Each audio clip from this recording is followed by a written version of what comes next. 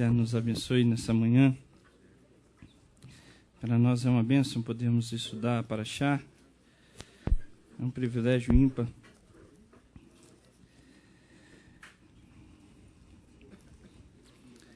Irmãos, nós estamos estudando a 13ª Parashá, Shemot, nomes.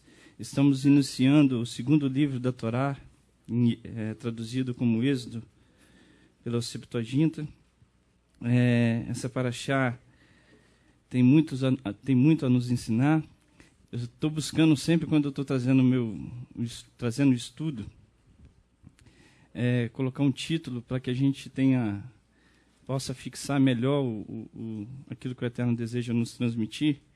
E eu coloquei o título assim: eu quero retornar à terra prometida ou morrer no deserto? É uma pergunta, na verdade, né? É uma escolha. Eu posso colocar também: quero retornar à terra prometida ou morrer no Egito, ou permanecer no Egito? É uma pergunta que o Eterno nos faz, que eu acho que o estudo vai mostrar realmente o que nós queremos. Se nós queremos permanecer nos planos que Elohim estabeleceu para nós, ou se nós queremos continuar dentro dos nossos conceitos, dentro das nossas filosofias, dentro das nossas idolatrias que nós mesmos estabelecemos para nós, dentro da idolatria estabelecida por Roma e seus deuses, dentro da idolatria estabelecida pelo mundo. E aí é uma escolha nossa. Então acredito que o Eterno tem muito a nos ensinar, como Ele nos ensina a cada Parashá, não é? Vamos orar? Pai, nós bendizemos o Teu nome, nós reconhecemos que o Senhor é soberano sobre toda essa congregação, sobre toda a face da terra. Nós colocamos as nossas vidas, ó Pai, em posição inferior aos nossos irmãos, sabendo que nós só seremos abençoados por o Senhor, nosso Elohim, se estivermos com o nosso coração humilde, voltado para o Senhor, voltado inteiramente para o Senhor e para a Tua palavra. Por isso nós agradecemos ao Senhor, porque cada Shabat o Senhor nos faz sermos melhores a cada dia, aprendendo com a Tua palavra. E nós reconhecemos que se há algo bom em nós, não é pela nossa capacidade, mas é pela Tua infinita misericórdia que nos ensina, ó Pai, a cada dia os Seus verdadeiros ensinos. Por isso pedimos que o Senhor fale ao nosso coração nessa manhã, fale conforme o Senhor deseja falar, não conforme nós planejamos, não conforme nós projetamos ou queremos ouvir, mas queremos ouvir a verdade do Senhor, nosso Elohim, porque nós sabemos que o Senhor não é homem para que minta, nem filho do homem para que se arrependa ou que volte atrás nos teus planos, mas o Senhor é aquele que estabelece todas as coisas conforme a tua vontade. Por isso abençoe a cada um de nós, os nossos irmãos na internet. Sabemos que eles estão longe fisicamente, mas a tua presença é com os teus filhos, que o Senhor possa abençoá-los, que o Senhor possa falar o coração deles, porque é a tua palavra que limpa o nosso coração, que é a luz para o nosso caminho. Por isso, seja o teu nome exaltado. Muito obrigado pelo exemplo de Yeshua HaMashiach, que nos ensinou como servir ao Senhor, como seguir a tua obra, o teu reino e estabelecer a tua vontade. Que possamos ser fiéis ao Senhor, conforme foi o teu Filho, o nosso Mashiach, para que o teu nome seja exaltado a todo momento. É o que nós pedimos no nome de Yeshua. Amém. Quero retornar à terra prometida ou morrer no deserto? Irmãos, eu estava estudando essa Parashá e eu gostaria, antes de adentrar no que nós vamos estudar hoje, fazer um breve resumo da Parashá. Vai lá comigo lá em Êxodo, no capítulo 1, só para você acompanhar. Livro de Shemot, em hebraico, né?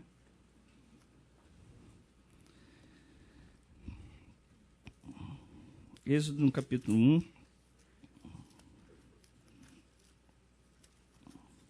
São 6 capítulos. É uma Parashá extensa, boa de estudar, tem tantos ensinos sobre as nossas vidas.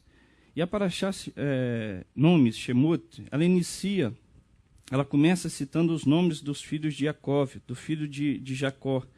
Você vai ver aqui que no primeiro capítulo ela descreve: estes são os nomes dos filhos de Israel que entraram no Egito com Jacó.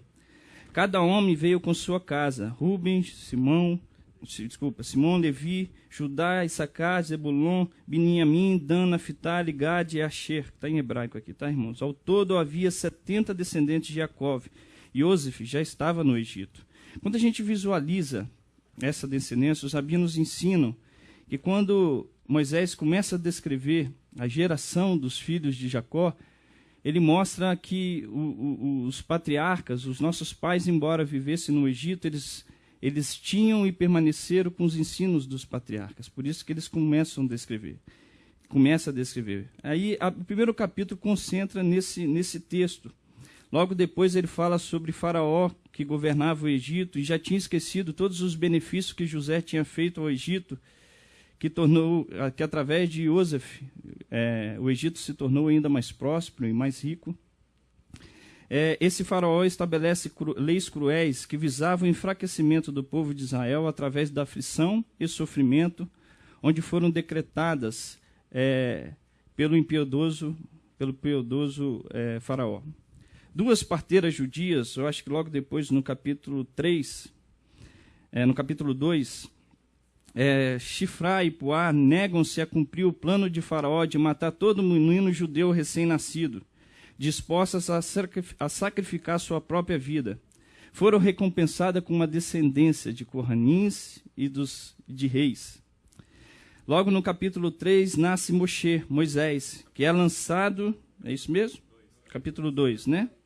Nasce Moisés, que é lançado por sua mãe nas águas do rio Nilo, para que a sua vida fosse poupada. A filha de Faraó, que segundo alguns estudos era Batia, filha de Ramsés II, estende seu braço que alonga-se milagrosamente e salva o menino. Moisés sofre com o trabalho escravo do povo judeu e acaba matando um egípcio em um episódio onde este golpeava covardemente um judeu. Moisés foge para Midian e acaba conhecendo Jetro, ou Itro, e casa-se com a sua filha, Tsípora. Elohim se revela para Moisés através do fogo na sarça ardente. Ele incumbe a uma missão de libertar o povo judeu do Egito. Elohim promete a Moisés que estenderá sua mão e ferirá o Egito, e por haver ainda temor por parte de Moisés, Elohim mostra seu poder através de milagres. Transforma um bastão em cobra e novamente em bastão. A mão de Moisés fica doente de lepra e depois volta a ficar sã.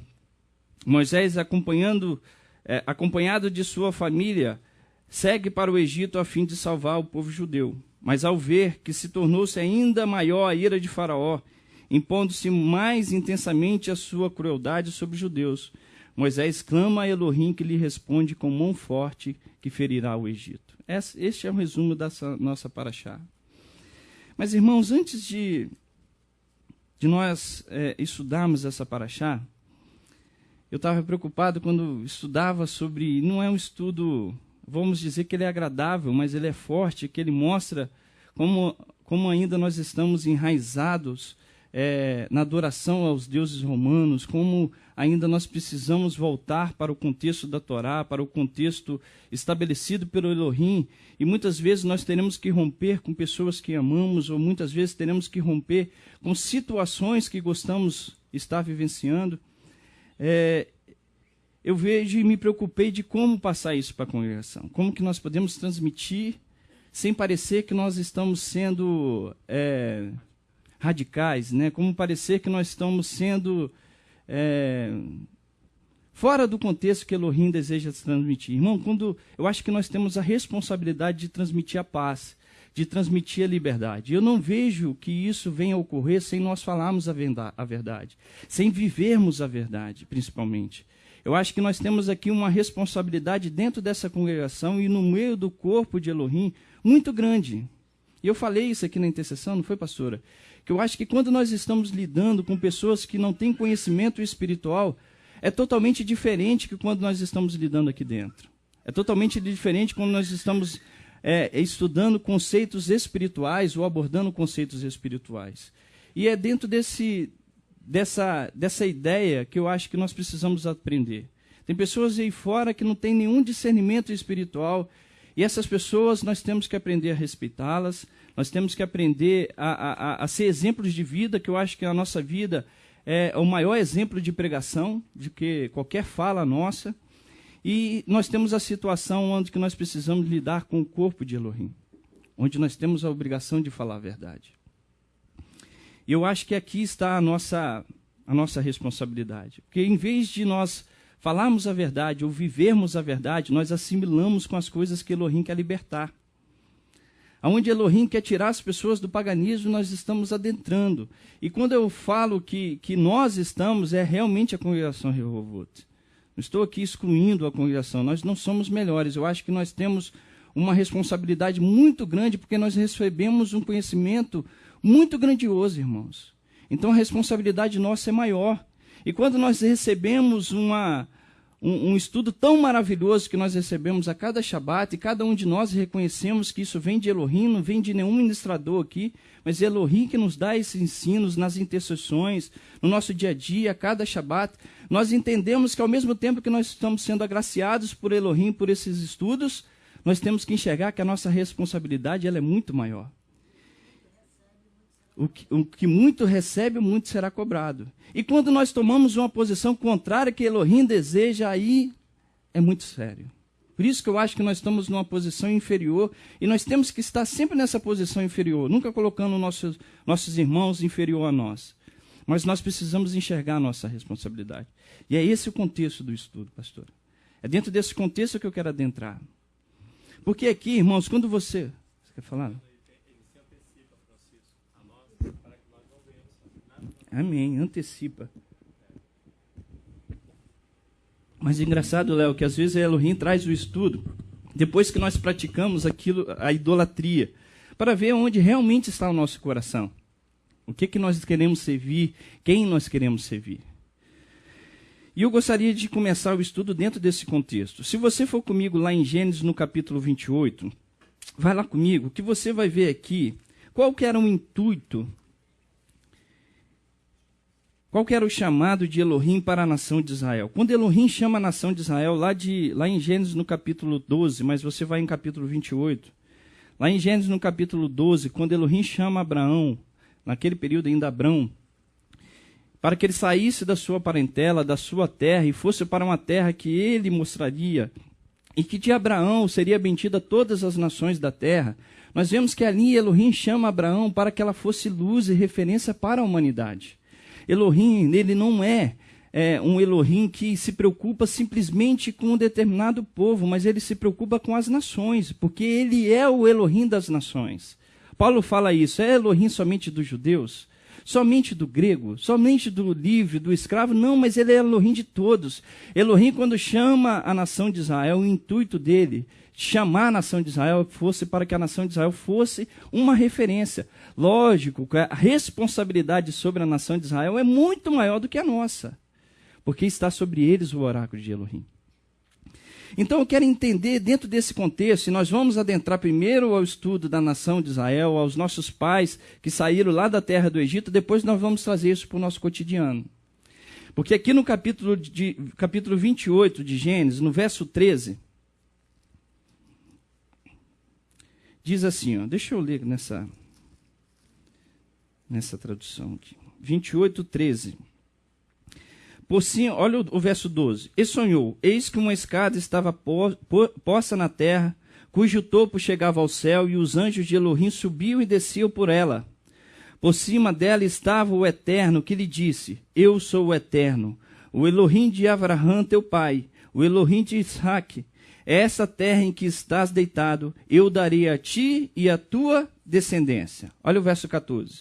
A tua descendência será como o pó da terra, estender-se ao ocidente, ao oriente, ao norte e ao sul, e em ti e na tua descendência serão benditas todas as famílias da terra.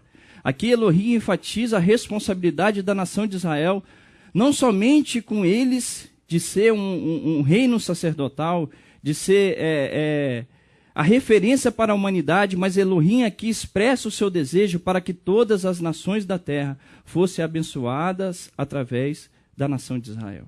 Essa é uma responsabilidade da nação de Israel. E eu quero que a gente traga isso para os nossos dias, que nós temos uma responsabilidade na cidade de Vitória, na grande Vitória, na cidade de Cariacica, na cidade da Serra, onde nós recebemos o chamado do nosso Elohim de sermos uma bênção para essa cidade. Vemos o chamado da descendência de Abraão para a humanidade, de ser bênção para as nações. Dentro desse chamado se encontra a missão de julgar o mundo com as suas injustiças. Dentro desse chamado, nós recebemos a incumbência de julgarmos as injustiças praticadas por este mundo. Em Gênesis, no capítulo 15, verso 13, vá lá comigo. Elohim aqui fala porque, isso é uma teoria minha, tá, irmãos? Você pode discordar, mas eu me pergunto por que Elohim levou a nação de Israel para o Egito. O Egito, naquele período, era a principal força militar, era a principal força econômica, era a principal força cultural, era a principal força religiosa, não religiosa no contexto correto, mas uma imposição religiosa muito forte. Ou seja, o Egito ele representava a maior potência como nação naquele período, e império naquele período. E por que Elohim leva a nação de Israel para a terra do Egito?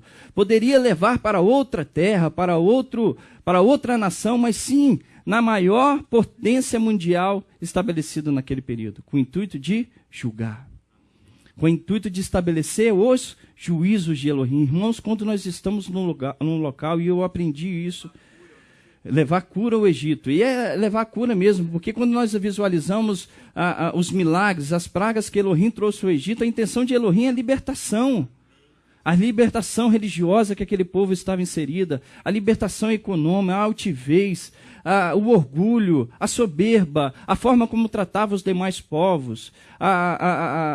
Dentro desse contexto, Elohim traz a libertação. Mas aí eu quero adentrar, olha aqui o que Elohim fala no capítulo 15 para Abraão, no verso 13, onde ele fala assim, ó, Adonai, verso 15, 13. Adonai disse a Abraão, saiba disto, com certeza, seus descendentes serão estrangeiros em uma terra que não lhes pertence. Eles se tornarão escravos e oprimidos ali durante 400 anos. Eu, porém, julgarei também a nação que os escravizou. Posteriormente, eles sairão de lá com muitas posses. Quanto a você, se unirá aos seus ancestrais em paz e será sepultado em idade avançada. Ou seja, Elohim fala que vai levar a nação de Israel ao Egito, que durante 400 anos eles serão escravizados. E ali Elohim estabeleceu o juízo sobre a nação do Egito. Lá em Gênesis, no capítulo 46, não precisa ir no verso 3, diz assim, ó, e ele disse, eu sou o Elohim de seu pai, não tenha medo de descer ao Egito, ali farei de você uma grande nação. Não só descerei com você ao Egito, mas também o trarei de volta para cá outra vez, depois de que Iosef fechar os seus olhos. Ali Elohim, eu li Gênesis capítulo 46, verso 3, quando Jacó descobre que seu filho José está vivo, e ele pensa descer ao Egito, só que ele, com temor a Elohim, ele busca em oração, e Elohim fala com ele para que ele não temesse descer ao Egito. Porque Elohim desceria com Jacó e com seus descendentes, e que de lá traria de volta a terra prometida aos nossos pais. Oi? Lá onde eu estava lendo, no Gênesis 16, 15, verso 16. É para eu ler? Apenas na 4ª geração seus descendentes voltarão para cá, pois apenas neste momento o Emori está pronto para receber a punição.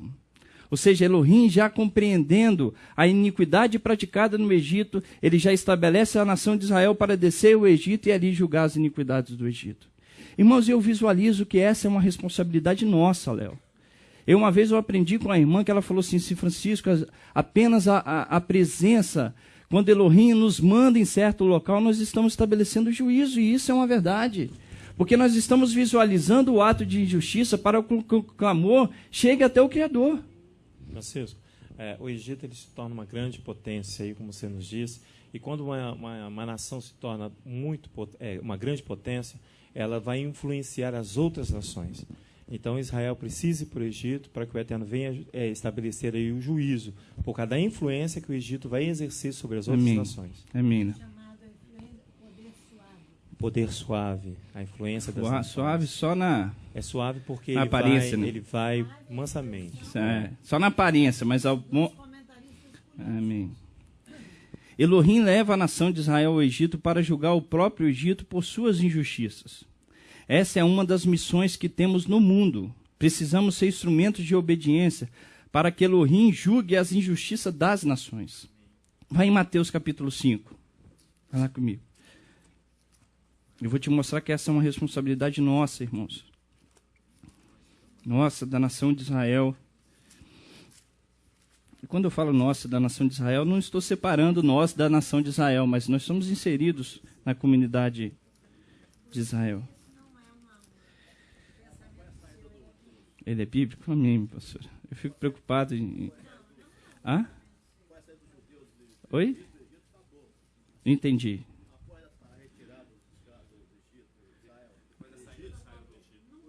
Acabou como potência, como império. Isso aí, Jorge. Verso 13 diz assim: Vós sois o sal da terra, mas se o sal se tornar insípido, com que se há de salgar? É o verso 13, tá? Do capítulo 5. Mas nada mais serve, senão para ser lançado fora e pisado pelos homens. Vós sois a luz do mundo. Aqui fala de uma responsabilidade nossa. Vós sois a luz do mundo. Não se pode esconder uma cidade edificada sobre um monte. Nem se acende uma lâmpada, se coloca debaixo de uma vasilha, mas no candelabro. Ilumina todos os que estão na casa. Assim resplandeça a vossa luz diante dos homens, para que vejam o quê? As nossas boas obras. Aqui não fala de fala.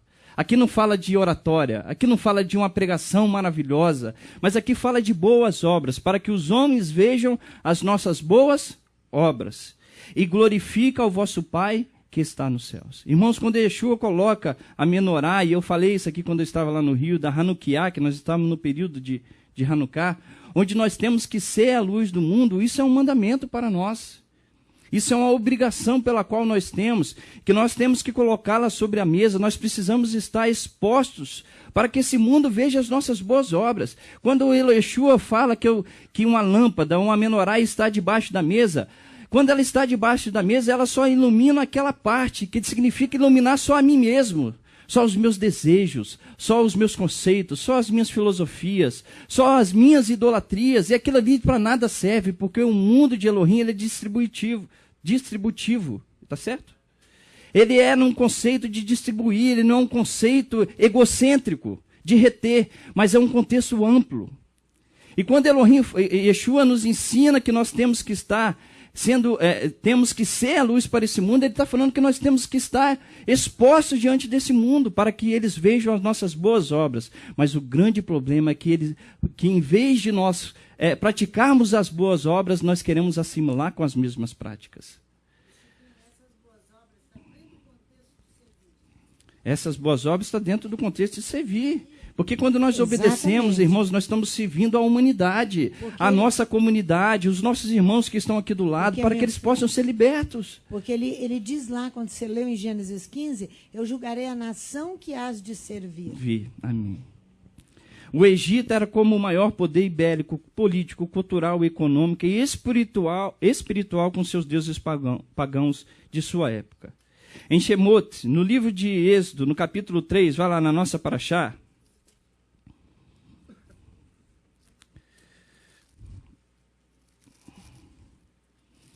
você vai ver aqui, Jorge, que foi o que você comentou, que quando Elohim estabelece os juízos, Elohim engrandece o seu nome sobre toda a face da terra, que isso foi notório diante de todas as nações naquele período e hoje no nosso período.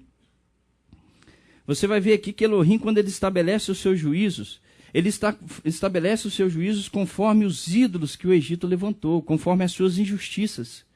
Lá em Êxodo, no capítulo 3, no verso 6 a 10, diz assim, ó: Disse mais, eu sou o Elohim de teu pai, o Elohim de Abraão, o Elohim de Isaque, o Elohim de Jacó. Moisés escondeu o rosto porque temeu olhar para Elohim. Então disse o Eterno, de fato tenho visto a aflição do meu povo, que está no Egito, e tenho ouvido o seu clamor por causa dos seus opressores, e conheço os seus sofrimentos. Por isso desci, para livrá-lo das mãos dos egípcios, e para fazê-lo subir daquela terra para uma terra boa e espaçosa, para uma terra que emana leite e mel, o lugar do cananeu, do Eteu, do Amorreu, do Ferezeu, do Eveu e do Zebuseu. E agora o clamor dos filhos de Israel chegou a mim, e também tenho visto a opressão com que os egípcios os oprimem. Vem, agora, eu te enviarei a Faraó, para que tires do Egito o meu povo, os filhos de Israel. A presença da nação de Israel, diante das injustiças praticadas pelo Egito, trouxe juízo ao Egito. Irmãos, eu tenho certeza que as injustiças praticadas por Sodoma e Gomorra era colocada diante de Elohim pelo seu servo Abraão. Tenho certeza que Abraão colocava as injustiças praticadas por aquelas nações diante de Elohim. Certeza, porque Abraão tinha um procedimento totalmente contrário de Sodoma e Gomorra. Enquanto Sodoma e Gomorra matava os seus habitantes, os seus estrangeiros, os seus visitantes, que chegavam diante da sua terra, da sua nação, Abraão abria a sua tenda e procurava achar um estrangeiro para que ele trouxesse para dentro da sua tenda. Procedimento totalmente contrário. O ato de justiça de Abraão julga o ato de injustiça. Tem aquele versículo que eu não lembrava, eu devia ter colocado isso na palavra, que diz que nós julgaremos os atos de injustiça quando a obediência for cumprida em nossas vidas. 2 Coríntios 10. E eu vou falar de 2 Coríntios 10 aqui. Agora, nós não julgaremos nenhum ato de injustiça, pastora Sandra, se nós estivermos na prática da injustiça. É aí, irmãos, que eu quero trazer para dentro do nosso conceito. Aí você fala, que injustiça que eu estou praticando, irmão? Qual a injustiça que essa congregação pratica, pastora Sandra? Eu não sei, o Eterno mostra. E você vai se encaixar nela ou não. Você vai dizer, realmente eu estou inserido. Realmente eu não estou inserido. Realmente eu luto contra isso. Realmente eu quero permanecer nisso. Por isso que eu perguntei, uma pergunta. Queremos retornar ou nós queremos morrer no deserto? Ou no Egito?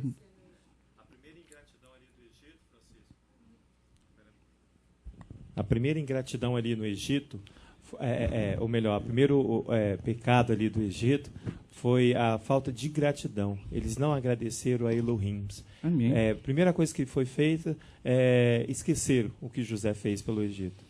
Então, o primeiro ato ali foi ingratidão do Egito. E assim somos nós. Nós somos ingratos com Elohim, porque quando eles nos tiram lá do lodo onde nós vivíamos, nós queremos do retornar. engano que nós vivíamos, e nós chegamos numa situação que nós somos ingratos. Amém. Somos devedores. Amém. Irmãos, quando a gente visualiza, se você olha, eu não vou falar de todas, mas depois você pode estudar, os judeus falam muito sobre isso, que Elohim traz o juízo sobre os deuses do Egito e sobre todas as injustiças que os egípcios praticavam. Você vai ver que no capítulo 7, vai lá, que é a próxima paraxá, se não me engano, vai errar. Êxodo 7. No verso 17, você vai ver que Elohim estabelece o juízo aqui, primeiramente sobre o deus Nilo. O rio Nilo representava a fonte de vida para todo o Egito. E Faraó adorava o rio Nilo como um deus, como aquele que supria tudo aquilo que era necessário para o Egito, para a sobrevivência dos egípcios. E fazia com que o Egito fosse a potência econômica daquele período, porque havia fertilidade. Uma fertilidade física e não espiritual. Lá em capítulo 7, verso 17, diz assim, ó. Assim diz o Eterno, nisso saberás que eu sou o Elohim, eu sou o Eterno, com esta vara que tenho em minha mão, ferirei as águas que estão no rio e se tornarão em sangue. Ali começa o primeiro julgamento sobre o Deus do Egito. Se você for em Êxodo no capítulo 8, no verso 2, você vai ver que Elohim julga ali o pó da terra, a fertilidade do Egito. Olha o capítulo 8, verso 2. Se recusares deixá-lo ir, ferirei com rãs todo o seu território. Ou seja, aqui fala território, na tradução original fala o pó da terra. No capítulo 16, verso 16, você vai ver que Elohim traz o juízo sobre o sistema político. Disse mais, no verso 16, disse mais o Eterno a Moisés, dize a Arão, estende a tua vara e fere o pó da terra, para que se tornem piolhos por toda a terra do Egito. Assim fizeram, Arão estendeu a sua mão com a vara, e feriu o pó da terra, e houve muitos piolhos nos homens e no gado. Todo o pó se tornou em piolhos em toda a terra. Desculpa, sobre o sistema político está aqui no verso 21. Ó. Olha o verso 21. Se não deixares ir o meu povo, enviarei enxames de moscas sobre ti e sobre os teus oficiais e sobre o teu povo nas tuas casas. Todo o sistema político, todos aqueles homens que se apresentavam com seu poder espiritual, da sua adoração, Elohim vai e estabelece o seu juízo. Sobre o rio, sobre a terra, sobre o faraó, sobre os seus oficiais, sobre o primogênito de faraó que era visto como um Deus, como o faraó era visto como um Deus, ou seja, toda a injustiça, toda a idolatria praticada pelo Egito, Elohim coloca o seu nome acima de tudo aquilo. Vai destruir na base. Aí, irmãos, Oi? Eu li no verso 21 do capítulo 8. Francisco, o capítulo 7, no versículo 1, já põe Moisés, Elohim põe Moisés como justiceiro. Ó. Sim. Vê que te tenho posto como Deus sobre Faraó. Aqui vê que te tenho feito como justiceiro. Amém. Que ele veio para estabelecer o juízo. Agora que já entendemos que Elohim levou a nação de Israel para o Egito, para julgamento do próprio Egito, vamos sair do foco do Egito e foquemos no foco da nação de Israel. Foquemos para nossas vidas. Vamos sair para o contexto do Egito, que Elohim queria estabelecer o juízo sobre a nação do Egito, e vamos concentrar sobre a nossa responsabilidade. Qual é a nossa responsabilidade diante desse mundo? Qual era a responsabilidade dos nossos pais no período da geração que saiu do Egito? Vamos ver isso? Lá em Êxodo, no capítulo 16, e eu fiz aqui uma pergunta, irmãos. Eu coloquei assim, ó. Como dissemos acima, Elohim conduziu o povo de Israel para um propósito. Porém, a promessa de Elohim para Abraão e Jacó era de conduzi-los de volta à terra prometida, como nós lemos lá no capítulo 15 e nós lemos no capítulo 48, se não me engano, não foi? Onde Elohim falou que desceria, no 46, desceria com ele no Egito, mas que tornaria a trazê-lo para a terra dos nossos pais. Mas a grande pergunta que eu preciso fazer, ou seja, existe uma ordem de descer e existe uma ordem de retornar. Era uma ordem. E, irmãos, vocês podem ter certeza que a nação de Israel sabia dessa ordem. E José sabia dessa ordem, tanto que ele falou que quando saíssem e retornassem para a terra dos nossos pais, levassem os seus ossos. E a nação de Israel sabia muito bem que existia um tempo no Egito. Ali não poderia ser permanente. Era uma promessa, era uma ordem. Aí a grande pergunta que precisamos fazer, qual era o desejo da nação de Israel? A outra grande pergunta que precisamos fazer, qual é o desejo da congregação Rehovot? Voltarmos para a promessa aos nossos pais ou permanecermos na adoração do Egito? Ou permanecermos na adoração dos deuses romanos? Ou permanecermos na concepção que nós mesmos estabelecemos? Essa é a pergunta. Porque, irmãos, simplesmente os nossos atos e simplesmente o nosso coração, ele não serve se for sozinho. Eu preciso ter o desejo no coração e eu preciso ter atitude. Eu preciso tomar uma posição diante do mundo espiritual. Porque simplesmente ter o desejo do coração, mas não regressar, de nada me serve. E se eu voltar também e não voltar com o coração, também nada me serve. Tem que estar junto. Eu tenho que retornar com o meu coração e tomar uma prática de retorno, de abandono às práticas pagãs. Aí a pergunta a fazer, qual que era o desejo da nação de Israel? Vamos ver a resposta deles mesmos. Em Êxodo, no capítulo 16. Eu vou começar a falar mais alto, que eu estou vendo que tem gente dormindo. Deixa você dormir depois. Depois do almoço.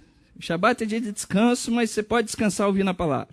Êxodo 16, verso 1 diz assim, ó, partiram de Elim, e toda a congregação dos filhos de Israel veio ao deserto de Sim, que está entre Elim e Sinai, aos 15 dias do segundo mês, depois que saíram da terra do Egito. Toda a congregação dos filhos de Israel murmurou contra Moisés e contra Arão no deserto.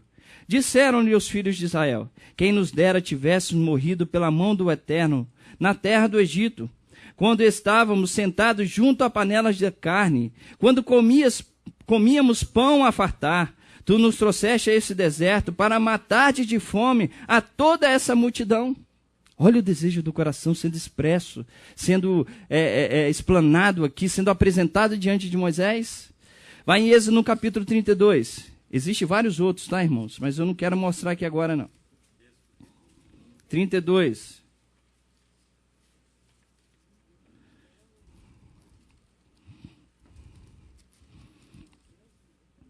Olha o verso 1. Vendo o povo que Moisés tardava em descer do monte, acercou-se de Arão e lhe disse: levanta-te, faze-nos deuses que vão adiante de nós. Quanto a esse Moisés, esse homem que nos tirou da terra do Egito, não sabemos o que lhe sucedeu. Disse-lhe Arão: tirai os pendentes de ouro que estão na orelha das vossas mulheres, dos vossos filhos e das vossas filhas. Trazei-mos. Então todo o povo tirou o pendente de ouro que estava nas suas orelhas e os trouxe a Arão. Ele os tomou de suas mãos e com um buril deu forma ao ouro e dele fez um bezerro, um deus do Egito de fundição. Então eles disseram: estes são, ó Israel, os teus deuses que tiraram da terra do Egito. Arão, vendo isso, edificou um altar diante do Eterno e apregoando disse: amanhã será festa ao Eterno. Ele chama Adonai ainda, chama pelo nome. No dia seguinte, madrugaram e ofereceram holocausto e trouxeram ofertas pacíficas. Depois o povo assentou-se para comer e beber. Ele levantou-se para folgar. Aqui, irmãos, está demonstrando o desejo do coração. Está demonstrando aonde está o desejo da nação de Israel, da geração que ali saiu, de retornar para o Egito, de retornar aos deuses, às facilidades econômicas, de se manter, embora os ensinos judaicos falam que a geração que saiu do Egito era monoteísta. Existem ensinos judaicos que falam sobre isso, mas embora aqui demonstra o desejo do seu coração da idolatria, de permanecer nas facilidades econômicas, na facilidade do nosso dia a dia e de não enfrentar as dificuldades. Nessa situação, Arão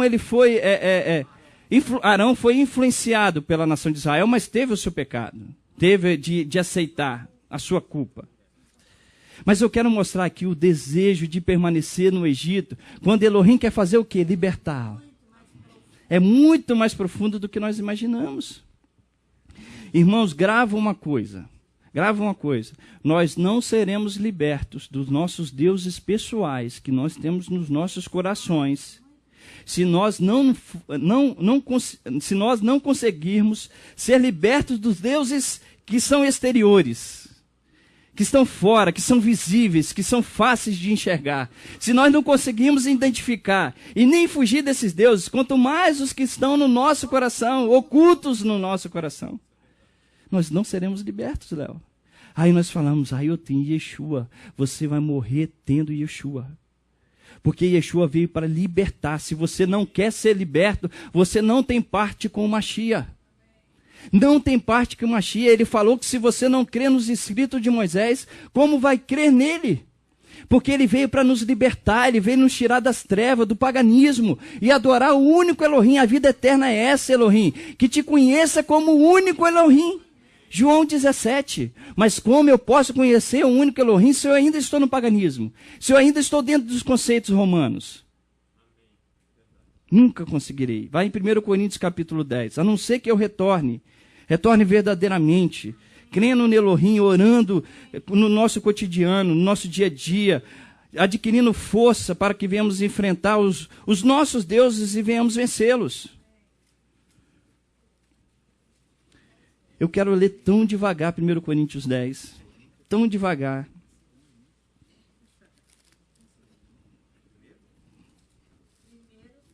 Primeiro Coríntios 10. De 1 a 13. Acharam? 1 Coríntios 10, de 1 a 13 diz assim: irmãos, não quero que ignoreis que nossos pais estiveram todos debaixo da nuvem, e todos passaram pelo mar. Todos foram batizados em Moisés na nuvem e no mar. Todos eles comeram da mesma comida espiritual e beberam da mesma bebida espiritual, pois bebiam da pedra espiritual que os seguia, e essa pedra era o Mashiach. Mas Elohim não se agradou da maior parte deles, razão porque seus corpos foram mortos, foram espalhados pelo deserto. Aí está a pergunta do nosso estudo. Queremos retornar para a terra prometida ou queremos morrer no deserto? Ou permanecer no Egito? A pastora está doida para falar nisso. É o mesmo conceito, pastora. Talvez eu estou aqui na congregação e eu não quero entender que a congregação é o Egito, mas aqui eu estou dentro do deserto. O deserto aqui não é... Você vai falar assim: mas Francisco, não tem deserto no Brasil. Existe o deserto da fome da palavra de Elohim, onde você não encontrará a vida que transforma o teu coração. Este é o deserto dos seus conceitos, daquilo que não transforma, da filosofia humana. Francisco, eu me lembrei agora da rainha Esther, quando estava lá na posição que ela estava, ela recebeu um aviso do seu tio para tomar posição, porque eles estavam querendo matar o Elohim levantaria outro. Exatamente, e o tio dela fala bem assim, se você continuar, se você acha que você está nessa posição, de que Yeshua é seu Senhor e Salvador, e você não quer mudar, tu e tua casa perecereis. Amém. Aí ele fala para ela, não dessa forma que eu falei, mas ela fala para ela que se você continuar nessa mas posição... dentro do contexto todinho do estudo, Léo. Exatamente, tu e a casa ela do teu estava pai diante do rei, ela tinha uma posição privilegiada, a comunidade de Yeshua não tem uma posição privilegiada, muito privilegiada, e quando eu falo comunidade de Yeshua, eu incluo a nação de Israel, não estou separando a nação de Israel. A nação de Israel não tem uma posição privilegiada, nós temos. Agora, se nós não tomarmos a posição, e qual que era o intuito de Esther estar ali? Senão a salvação da vida, a preservação da vida, de toda a nação judaica que existia naquele período. Mas ela, naquela posição, se ela não colocasse diante de Elohim a sua vida e tomasse aquilo que Elohim estabeleceu para ela, Elohim levantaria outro. E será diferente conosco? Será diferente conosco? O negócio, irmãos, que nós estamos achando, eu estou debaixo da graça. A graça existe um tempo. Bote isso na tua cabeça. A misericórdia de Elohim, ela é conforme ele estabeleceu. Eu não sei o meu tempo, eu não sei o seu tempo. Mas ela é temporária, ela não permanece, embora ela é longânima. Ela é superior ao nosso entendimento, aquilo que nós conseguimos perdoar. De Elohim é muito superior. Ela tem um tempo. Porque se você permanecer na dureza do teu coração, Elohim levantará outro. Se eu permanecer na dureza do meu coração, Elohim levantará outro. Se cada um aqui permanecer, quer quem seja, Elohim levantará outro. Amém, Léo. Aí vamos ler devagar. Olha o verso 6. Ora, essas coisas aconteceram como exemplos, para que não cobicemos as coisas más, como eles cobiçaram. Não vos façais idólatras, como algum deles, como está escrito, o povo assentou-se a comer e a beber, e levantou-se para folgar. Não nos prostituamos, como algum deles fizeram, e caíram num só dia 23.000. Não tentemos o eterno, como algum deles também tentaram, e foram mortos pelas serpentes. Não murmureis, como também algum deles murmuraram, e pereceram pelo anjo destruidor. Tudo isso lhe aconteceu como exemplos, e essas coisas estão escritas para aviso nosso, para quem já são chegados aos fins dos séculos. Será que... Léo, é para nós. Léo está falando, é para nós. É para nós ou não é para nós, irmãos? Essas coisas nos aconteceram como exemplo. Morreram no deserto? Por causa da dureza do coração? Por causa da idolatria? Pereceram? Pereceram. Será diferente conosco? Não será.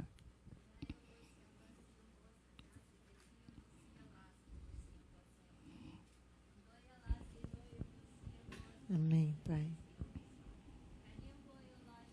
Com carinho, o Eterno tem nos tratado e tem nos conduzido para que nós não voltemos a praticar as mesmas obras que nós praticávamos. Mas chegará um momento que Ele não vai tratar assim,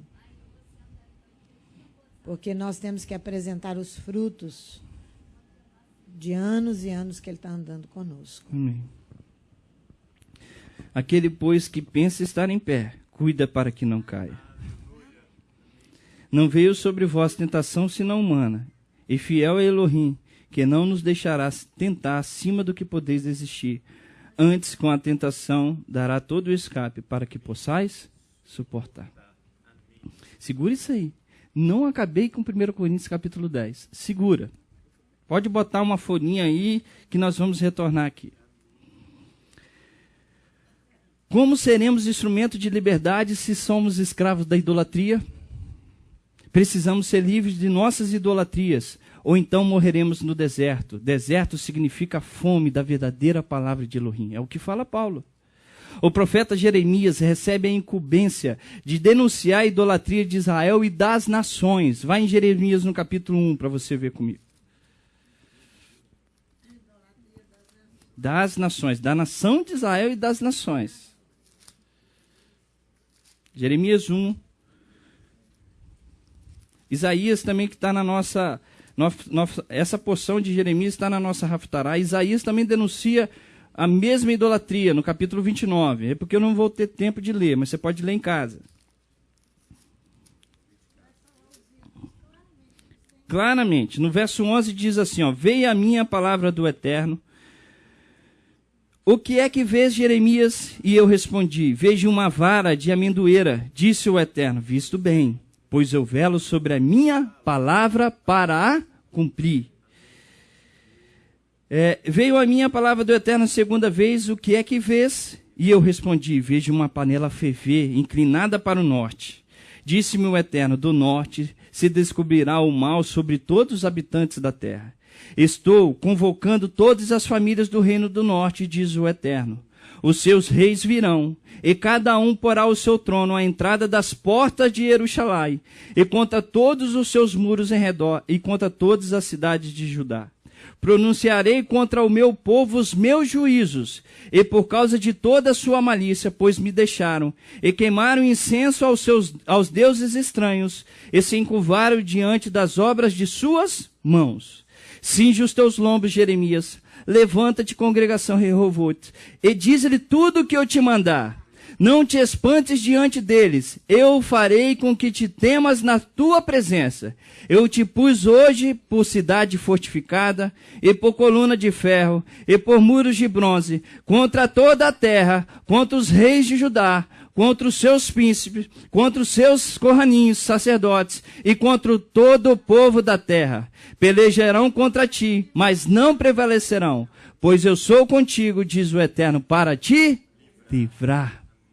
Pois Elohim vela a sua palavra para estabelecer o juízo sobre os ídolos.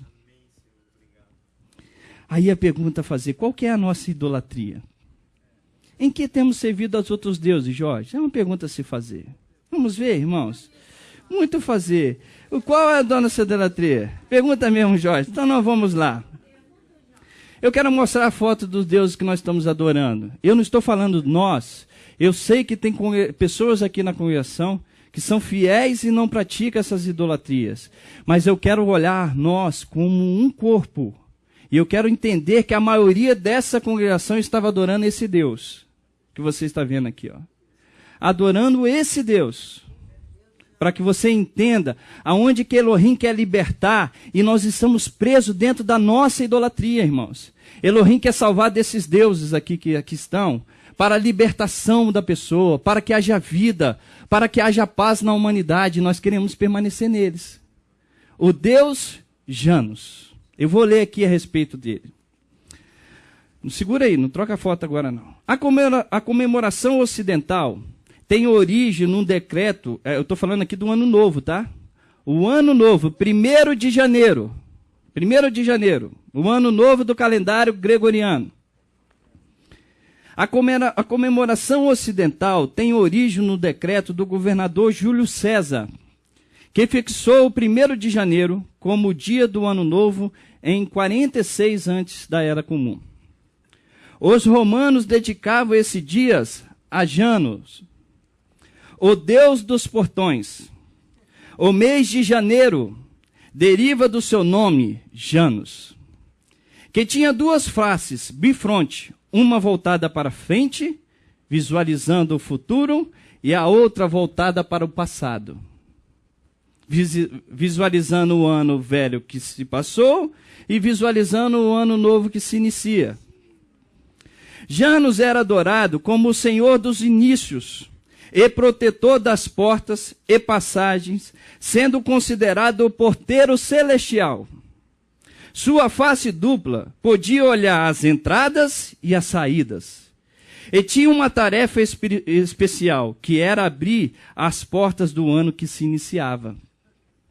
No decorrer dos tempos, novos costumes surgiram e os romanos passaram a desejar boa sorte ao povo. Paz ao povo, felicidade. Dorme não, Jorge.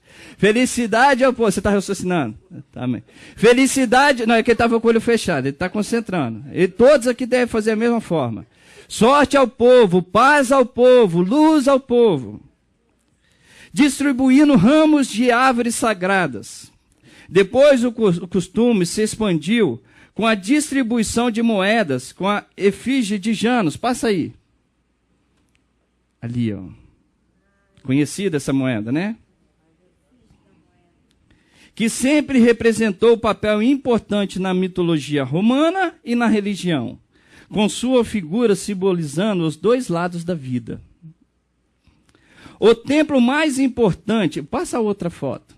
Passa outra. Não, essa aí já é outro deus. Não, retorna. Retorna. Esse aí, ó. Deus Janos. Você sabe onde está essa foto? No Vaticano. Dentro do Museu do Vaticano. O Deus Janos está lá dentro. Também foi inventado por eles. Tem que estar lá. Você pode ver que a foto é recente. O templo mais importante dedicado a Janos é Janus Geminus, com 2 portas por onde os legionários romanos passavam em direção às lutas no Fórum Romano. Na época, se as portas do templo se tivessem fechada, significava tempo de paz, mas anunciavam guerras ao serem abertas. Entre os reinos de Numa e Augusto, as portas foram fechadas apenas uma vez. Os outros templos construídos para o Deus de 2 faces foram em Neva e Olitorion. Eu não sei o que quer dizer esse nome. Irmãos, ali você está vendo a adoração no Ano Novo Gregoriano. É onde você está lá com seu champanhe, brindando, você está brindando ao Deus romano. Aonde você está ali abraçando os seus pais, desejando ele felicidade, é em homenagem a esse Deus que foi estabelecido por Roma. É aí que está dentro do contexto. Aí eu falo, e eu não estou julgando aqui nenhum católico. Eu coloquei lá, quando eu escrevi isso no Facebook, que nós não devemos julgar aqueles que não têm o conhecimento, pastora, que não busca nenhum interesse religioso. Mas o grande problema é que a comunidade de Jesus romano, não de Yeshua, que eu quero querer que ela quer caminhar e retornar, está adorando esse Deus de janeiro aqui, ó. Esse Deus Janos, dentro do contexto romano. E muitos de nós estamos nesse contexto, pastor. Se eu não colocar 80% da congregação, estava no ano novo lá, ouvindo os fogos, celebrando ao Deus Janos. Sabe por que eu sei que eles estavam? O meu telefone para de tocar. Está todo mundo ocupado. Parou, está todo mundo ocupado com alguma coisa, com Janos. Com Janos. Irmãos, a gente está aqui comentando, mas isso é muito sério. Ah, Francisco, eu vou lá. Mas eu não vou lá com a intenção de adorar o Deus Janos, não, Francisco. Eu vou lá para agradecer Elohim. Nem para agradecer, para mim aquilo não é ano novo, não. Não vai. Seja exemplo de vida, por isso que eu estou falando, irmão, se nós não tomamos a posição espiritual que cabe a nós tomarmos, nós não seremos a luz para este mundo, nós assimilaremos ao Deus Janos. Nós estamos ali por quê? Qual que é o intuito de você estar ali? Celebrar a paz? Que paz? Estabelecida por Roma? Uma paz superficial que não restaura o coração do ser humano? É isso que você quer celebrar? É isso que essa congregação quer ser chamada de congregação judaica? Judaico ou congregação romana, pastora Sandra? Se está dentro desse contexto. Se nós estamos com o pé no paganismo e querendo voltar para Elohim de Israel, por isso que a mesa de Elohim é perfeita. Ela não tem nenhuma assimilação com isso. Irmãos, bota isso na nossa cabeça. Nós precisamos entrar isso na nossa cabeça. Você quer ver um outro Deus que nós adoramos? Pula. Eu estou falando nós, estou colocando no plural para não excluir ninguém, nem a mim. Deus Arthur. Arthur. Passa. Deus Horus. Volta lá no Deus Arthur. O que está sobre a cabeça dele? O sol. Ele é o Deus Sol. Representa o sol. Ele é o Ra do Egito. É o Deus Sol. Se você passa o outro Deus. Se você está vendo que esse Deus ele tem uma cabeça de uma águia. É um Deus egípcio, assim como Arthur. Nos seus olhos parece um sol. Um lado do olho representa o sol e o outro lado representa a lua. É o Deus Sol. Você sabe por que originou? Qual o dia que foi consagrado a esse Deus? O dia do domingo. Essa é a adoração ao Deus, o dia do domingo. Aí eu falo, Francisco, eu saí da uma congregação do Shabat e voltei para uma congregação onde está estabelecido o Deus Horus, o Deus Arthur. E Elohim quer libertar desses deuses, nós queremos retornar a esses deuses. Aí nós vamos e falamos dos nossos pais que saíram do Egito. Que autoridade nós temos, irmãos? Que autoridade que nós temos se nós não queremos ser livres desses deuses? Eu vou ler sobre o domingo, para a gente entender. Povos antigos reverenciavam os seus deuses, isso antes do domingo ser estabelecido, dedicando esse dia ao astro Sol, o que originou outras denominações para esse dia. Irmãos, existem outros deuses romanos que representam o Deus Sol. Esses deuses aí são egípcios. No inglês, Sol quer dizer Sunday, quer dizer o dia do Sol. Na Alemanha quer dizer também, não sei pronunciar, está aqui, não vou nem tentar. Na China, quanto menos na China eu vou pronunciar. No Japão, muito menos ainda. Na Suécia, dá até para tentar, e na Dinamarca. Mas, irmãos, todos esses países, o significado do dia do domingo, pastora Sandra, é dia do Deus Sol. Algumas nações, inclusive o Brasil, para ramificar a adoração, para disfarçar a adoração a esses deuses, colocaram o dia do Senhor. Mas é esse Senhor aqui, ó. Não é o Adonai Elohim de Israel. Tá? Olha Deuteronômio, capítulo 4. Deuteronômio, capítulo 4. A partir do versículo 15 até o versículo 19. A proibição na palavra. 4, 15. 15 até o 19. Diz assim: no dia que o eterno vosso Elohim falou convosco em Horebe, no meio do fogo não viste figura nenhuma.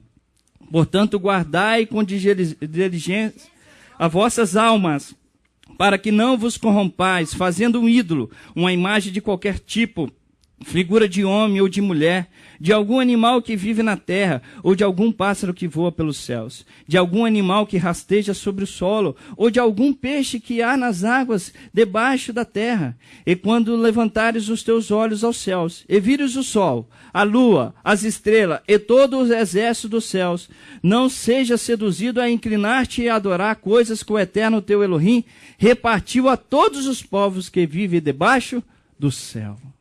Irmãos, a grande pergunta, para onde iremos nós? Se só o nosso Mashiach tem palavra de vida eterna? Para onde nós iremos se só o nosso Mashiach ama o Shabat? Para onde nós iremos se o nosso Mashiach ama a Torá? Para onde nós iremos se os nossos pais espirituais estão estabelecidos e amam a Torá e os profetas? E acreditam no verdadeiro Mashiach, não nesse Mashiach que ensinou, não no Messias romano, no Cristo romano, no Jesus romano, que ensinou sobre a adoração a esse Deus. Só que nós queremos sair do Mashiach que tem a palavra de vida eterna e voltar para esse Deus, irmãos. É para lá que nós estamos voltando. Isso não é ser radical, é ser verdadeiro, é explanar a verdade, é expressar a verdade, o que está por trás dessas coisas. Não precisa estudar a Bíblia para isso, estuda história. Para saber disso, estuda história. Deixa eu continuar lendo aqui. Ó. Por ser Roma uma cidade sede de um vasto e grande império, afluíram a ela povos de diversas culturas, que incluíam na bagagem cultural inúmeras crenças, as quais eram recebidas e reconhecidas por Roma antiga. Em outras línguas e países, ainda permanecem expressões oriundas de cultos pagãos e deuses mitológicos antigos, como aqueles oriundos da Babilônia, com base no fato do primeiro dia da semana ser dedicado ao Deus Shamash. Bota aí, tem a foto dele. Aí ele, ó. Deus Shamash, o Deus Sol. É um nome até hebraico, se não me engano, Shamash. Segundo a crença daquele povo, bem como os costumes do povo da Síria e Egito, que reverenciava como Deus maior o Sol, o Deus egípcio, o Deus Ra, que a pastora Sandra falou. Em 7 de março de 321 depois de Cristo, depois da Era Comum, Constantino I decreta que o domingo seria observado como um repouso civil obrigatório. Olha as palavras. Que no venerável dia do sol, aqui já não tinha nenhuma ramificação da coisa do cristianismo, não. Ele declarou como o dia do Deus Sol. Que no venerável dia do sol, os magistrados e as pessoas residentes na cidade descansem. e que todas as oficinas estejam fechadas no campo, ainda assim que as pessoas ocupadas na agricultura possam livremente continuar seus afazeres, pois pode acontecer que qualquer outro dia não seja apto para a plantação de vio de sementes. O imperador Constantino provocou uma divergência de opinião sobre a questão se deve ser o domingo, ou o sábado, ou o dia do domingo observado como dia de descanso. A divergência não se aplicava aos judeus, para quem o dia de descanso era incontestável, nem aos muçulmanos, que o dia sagrado era sexta-feira. A divergência entre a tradicional observância religiosa judaica do Shabat e ao respeito ao primeiro dia da semana aparece só no ano 325. Quando ele decreta no 321, ele estabelece uma lei civil, uma legislação civil, que onde poderia o judeu celebrar o Shabat e o muçulmano ficar lá na sua sexta-feira adorando ao Deus dele. Isso. Agora, em 325, Constantino estabelece como lei religiosa uma imposição do domingo sobre o Shabat. No Concílio de Nicéia, no ano 325, pelo imperador Constantino, que impõe o domingo sobre o sábado, de modo a introduzir o povo pagão dentro da nova religião chamada de cristianismo. Quando você vai numa denominação que está adorando no dia desse Deus, ela é uma congregação cristã e não uma congregação do nosso Mashiach. Não é a congregação do nosso Mashiach. Mas, Francisco, existem muitos milagres. Que ocorram os milagres. Os magos do Egito fizeram milagres com Moisés, mas não foram permanentes, não foram duradouros. Não permanece. É dentro desse contexto, irmãos, que Elohim deseja libertar e nós queremos retornar. E nós pensamos que isso aqui é radicalismo. Isso é radicalismo não, irmãos. Isso é sair do paganismo. Isso é deixar a idolatria para trás. Eu quero te falar, eu não estou falando aqui para ninguém ir numa denominação e começar o dia do Senhor, o Shabat. Eu estou falando para que você seja exemplo e não retorne para essas práticas. A congregação Rehoboth não tem que celebrar Natal, não tem que celebrar Ano Novo. Quantos de nós não estávamos lá? Pelo menos vendo os fogos declarados para o Deus Janus. Até para Iemanjá. 7 ondinhas. A grande questão, Jorge, aí eu pergunto, Jorge, você acha que esses homens que ensinam nas congregações e denominações que aí estão, não sabem do Deus Shamash, não sabem do Deus Sol, não sabem que esse dia foi adorado a um Deus pagão? Sabem. E Shabat é o dia de Elohim, é mandamento. Sabem que o Ano Novo não está estabelecido para o Deus Janus, sabem que o Natal é uma festa pagã, sabem, mas não querem voltar para Elohim. A pergunta, retornemos para Yerushalá e para os nossos pais, ou morreremos no deserto?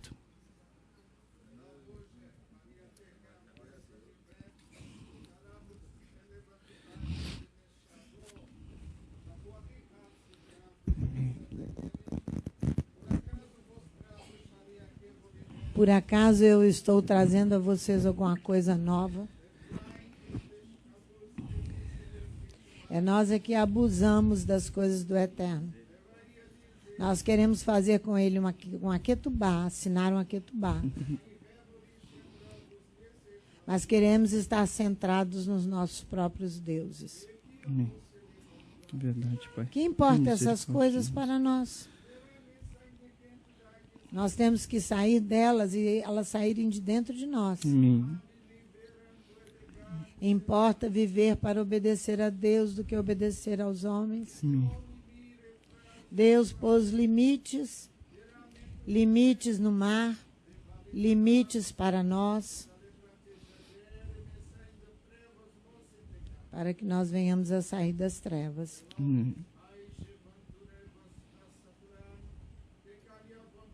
Pai.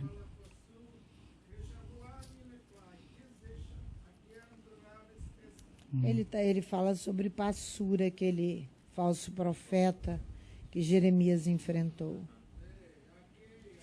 É, aquele mesmo. Jeremias profetizou para Passur que ele morreria aqui. É, uma profecia direta a Passur. Porque Jeremias lutou muito com esses falsos profetas. Deixa eu achar aqui aonde que está passou. Para vocês verem. Irmãos, é dentro desse contexto, depois, pastor, que a senhora achar, a senhora fala. Tá bom, meu filho. Vai lá em 1 Coríntios, no capítulo 10, volta lá. Não volta, não, pastor, depois você acha. Volta aqui no Coríntios 10, que a senhora precisa. Tá, voltemos a senhora vai entender. a Coríntios para depois lermos depois nós vamos achar sobre os... 1 Coríntios, capítulo 10. Irmão, sabe o que é o grande problema? Sabe aonde nós achamos, irmãos, onde que a gente faz a medida, o Jorge, que Elohim está conosco ou não? Ah, Elohim tem me abençoado. Elohim tem me dado uma boa casa, um bom emprego, um bom carro. Elohim tem me feito prosperar, minha família está bem. Está tudo maravilha, está tudo muito bem. Vai no Salmo 73 que você vai ver que quando está tudo bem, alguma coisa está errada. Quando a coisa está muito calma, alguma coisa está errada, porque Yeshua nos ensinou que se o mundo odiou a ele, odiaria a nós também. Se o mundo nos ama e nós estamos entrelaçados nas coisas do mundo, alguma coisa está errada. Eu não estou falando que nós não podemos ter paz, irmãos. A paz que Yeshua nos deu não é a paz deste mundo, mas nós podemos sim nos alegrar neste mundo. Nós podemos sim, mas não com as coisas do mundo, mas pela paz que Elohim nos concede, Léo. Mas quando tudo está muito calmo, é aí que está a nossa medida, pastora Sandra. A vida de um homem não consiste na quantidade de bens que ele possui. E nós olhamos para essas coisas, Deus está me abençoando. Então eu posso continuar no ano novo. Irmão, se você não sair, você vai morrer no deserto, crendo no Jesus romano que você crê. Porque se você crê no verdadeiro Yeshua HaMashiach, ele vos libertará. Conhecereis a verdade, Yeshua é a verdade, ele é a Torá viva, vos libertará. Aí, Jorge, que é perigoso estar aqui e estar lá. É muito perigoso, porque você... Não, eu estou falando a verdade, irmãos, eu estou citando a citação.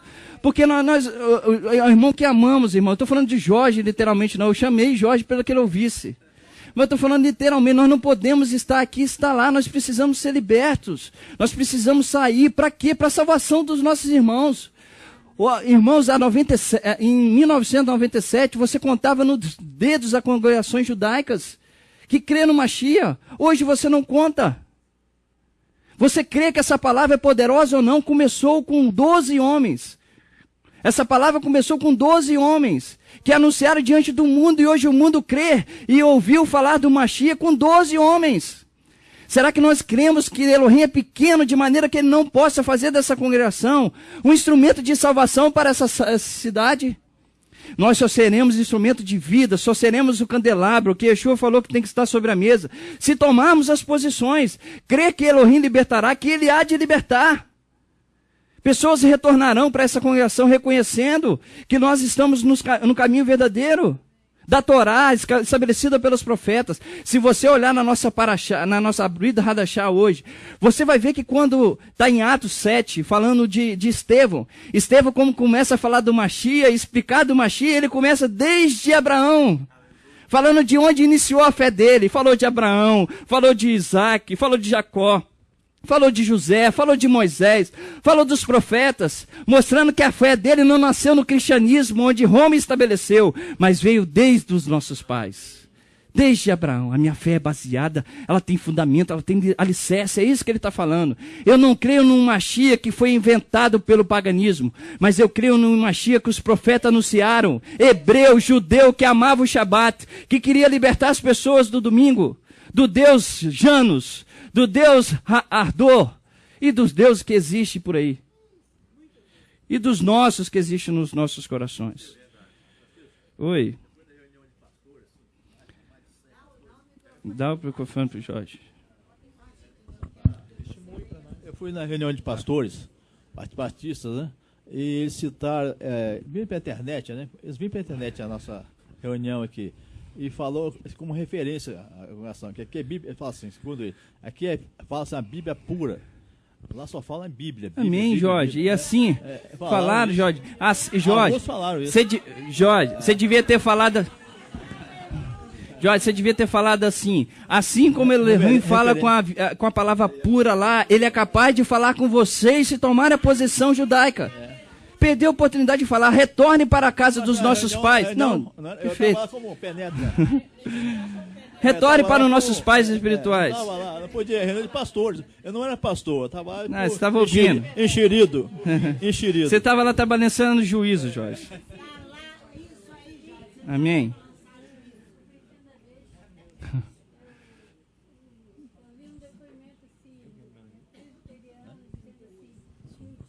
Senhor é o sábado. E antes de vir para aqui, eu reunia na Metodista do Brasil. E eles disseram assim, aí eu falei que eu estava reunindo numa convenção judaica, ele falou assim, ô Marlúcia, se você permanecer na congregação metodista, você pode você pode praticar todas as leis judaicas que a igreja metodista ela não intervém, não retira isso de você, esse direito. Então, são bem conscientes. Espero que assim aconteça, minha irmã. Vamos lá. Vai em 1 Coríntios capítulo 10. Aí você vai entender, irmãos, porque... Não, eu vou chegar em Jeremias dele. Vai lá em 1 Coríntios. Eu vou lá, pastor, eu vou voltar, tá? Ah, tá.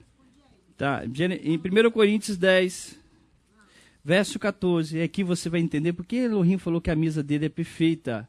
Porque não aceita, não adianta, irmãos, você achar que lá nas denominações que vão celebrar o ano novo e agradecer a Deus, mas não é o Deus pagão, não, é o Deus que está na Bíblia, que nós... Não existe adoração com Elohim desta forma. Dentro do calendário gregoriano, dentro do Deus Janus. Não existe, é isso que nós precisamos entender, o que fala Paulo no capítulo 10, verso 14, onde ele fala que a mesa de Elohim é perfeita. Verso 14, portanto, meus amados, fugi da idolatria. Falo como é entendido, julgai vós mesmo o que digo. Não é o cálice de bênção que abençoamos, a comunhão do sangue do Machia. Não é o pão em que partimos, a comunhão do corpo do Machia. Porque nós, sendo muitos, aqui Paulo está falando da idolatria aos demônios, da consagração dos alimentos ao demônio, aos deuses pagãos. Porque nós, sendo muitos, somos um só pão e um só corpo, pois todos participamos do mesmo pão. Vede a Israel segundo a carne, os que comem os sacrifícios não são participantes do altar, mas que digo, que o ídolo é alguma coisa? Ou que o sacrificado ao ídolo é alguma coisa? Antes digo que as coisas que os gentios sacrificam é aos demônios que sacrificam, não a Elohim. Não quero que sejais participantes com os demônios. Não podeis beber o cálice do Machia e o cálice dos demônios. Não podeis ser participantes da mesa do Machia e da mesa dos demônios. É dentro desse conceito que está a adoração do ano novo. É dentro desse contexto. Fechou, né, Léo? Por isso o Eterno nos ensinou sobre a mesa do sacrifício, pois a sua mesa é perfeita. Não se relaciona com os deuses romanos ou com qualquer deus. Amém. Irmão, só para nós... Vamos em Jeremias 20. Lê Jeremias 20, só para eu me situar no meu estudo aqui. Pode ler, pastor. Jeremias 20, de 1 a 6. Aqui é o julgamento de um sacerdote, presidente da casa do Eterno.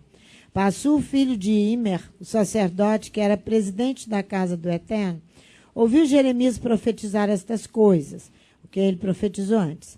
Feriu Passur ao profeta Jeremias e o meteu no cepo, que está na porta superior de Benjamim, a qual está na casa do Eterno. No dia seguinte, quando Passur o tirou do cepo, disse-lhe Jeremias: o Eterno não te chama o teu nome Passur, mas Magor Mizabib.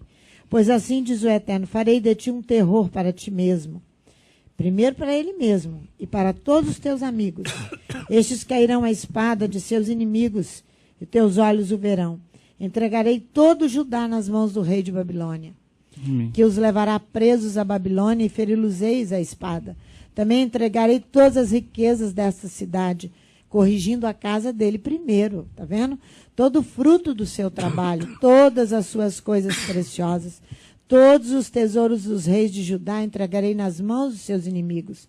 Saqueá-los-ão, tomá-los-ão e levá-los-ão a Babilônia. E tu, Passur, e todos os moradores da tua casa, ireis para o exílio, para a Babilônia. Ali morrerás, ali serás sepultado. Todos os teus amigos, aos quais profetizastes falsamente. Amém. Quer dizer, nunca mais retornará à terra de Israel. Amém. Amém. Roberto, eu vou pular aqui sobre a tribo de Dan, depois você ensina à noite. Não, o Eterno vai te abençoar, meu irmão. Tem muito a você falar. Nós temos muito a aprender, Roberto. Você pode ficar tranquilo que o Eterno tem muito a nos ensinar. Êxodo capítulo 4, irmão, sabe o que... Volta lá na nossa paraxá. Grava isso. Nós precisamos ter uma característica judaica. Precisamos. A igreja do Mashiach, ela tem uma característica judaica. Não tem como, Léo, não ter. Não tem. Sabe o que eu acho maravilhoso? Eu estava estudando o livro de Lucas essa semana.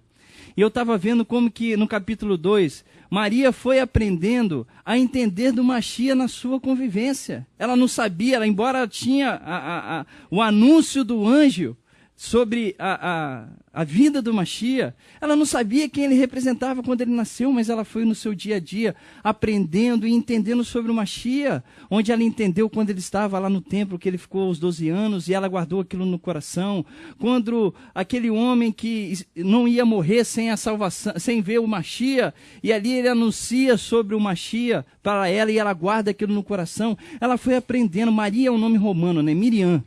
Foi aprendendo no seu dia a dia, foi gerando isso no seu coração. Assim temos que ser, irmãos. Nós precisamos aprender a gerar esse judeu no nosso interior. Nós precisamos ter a característica, a comunidade de Yeshua não tem como deixar de ter uma característica judaica, senão ela não é do Mashiach. Ela é de Roma, estabelecida por Roma. Se adora o domingo, é de Roma. Se celebra a Páscoa com conceito de Roma, é de Roma. Se celebra o Natal, é de Roma, não é judaica. Porque Yeshua viveu como um judeu, cresceu como um judeu, morreu como um judeu, está vivo como um judeu. Servidor dos seus irmãos e do único Elohim sobre a face da terra. Jorge. Quando luta, Jorge, eles são antissemitas, não são diretamente na fala, mas quando luta, quando Elohim quer libertar as pessoas do domingo e retornar para o Shabat, e eles negam esse retorno. Quando são antissemitas, quando Elohim quer tirar do Natal e eles querem continuar com o Natal. Quando querem tirar do Ano Novo e querem permanecer com o Ano Novo. Quando ensina que as pessoas têm que retornar para o serviço ao seu próximo, fazendo de tzedaká, e não é dentro desse contexto. Quando estabelece o cristianismo fora do judaísmo. Isso é tudo antissemitismo. Isso originou lá no Império Romano, quando fez atos antissemitas, e foi estabelecido pela Europa no século XV e XVI. É assim que originou os atos antissemitas. Você acha que Constantino estabeleceu isso aqui à toa? Se você for estudar mais sobre a história do Ano Novo que eu explanei aqui, você vai ver a atrocidade que foram praticadas contra os judeus nesse período. Você entender como que o negócio é mais sério ainda do que eu expressei. Lá em Êxodo, no capítulo 4, verso 24, vai lá comigo. Por isso que eu estou falando, irmãos, nosso retorno, ele tem que ter uma característica judaica. Elohim aqui quis matar Moisés, Moshe, por causa da circuncisão. Eu não sei o que a Midrash, que os ensinos judaicos falam sobre o que ocorreu aqui.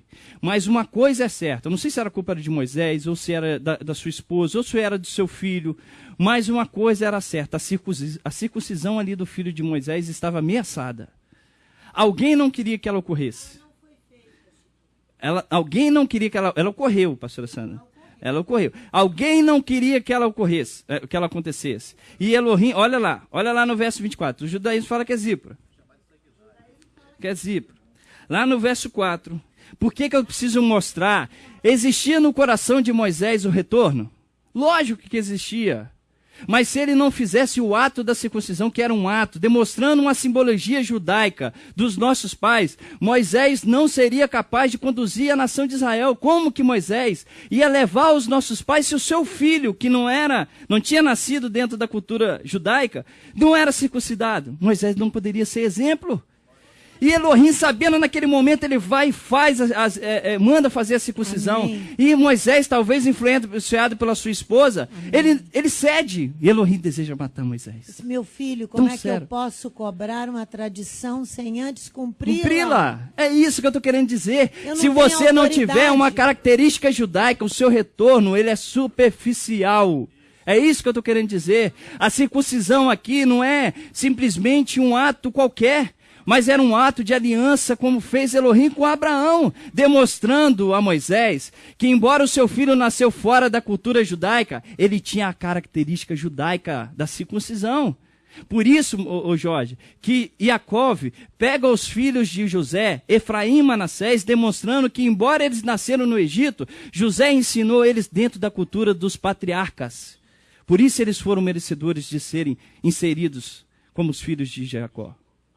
Porque eles não nasceram com a cultura egípcia, embora ele tinha o seu avô, tinha a sua mãe que era egípcia, mas ele nasceu dentro da cultura de José. Se o nosso retorno, grava isso, se o nosso retorno não for um retorno também com atitude judaica, ações judaicas, nós não retornaremos verdadeiramente. Morreremos nos nossos conceitos estabelecidos por Roma. Não vou nem ler por causa do nosso tempo, irmãos.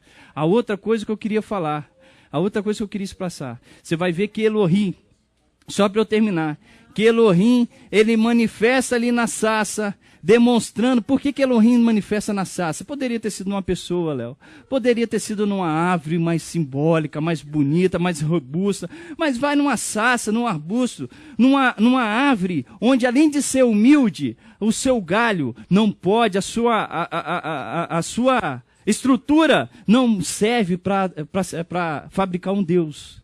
Isso significa que Elohim só manifestará para nós se a nossa estrutura não tiver nenhum Deus estabelecido sobre nós. Que Elohim possa abençoar essa congregação. Que nós possamos tomar o verdadeiro ensino da palavra para as nossas vidas e venhamos ser exemplo para essa humanidade, porque Elohim não nos chamou para ensinar só a nós aqui dentro, mas chamou para trazer vidas ao retorno da sua palavra. E essa é a nossa responsabilidade. Se a nossa luz estiver sobre a mesa, ela vai demonstrar as nossas obras e os homens glorificarão o Pai. Agora, se ela estiver por baixo, ela só ilumina você mesmo e você morrerá no deserto. Amém? Que o Eterno nos abençoe.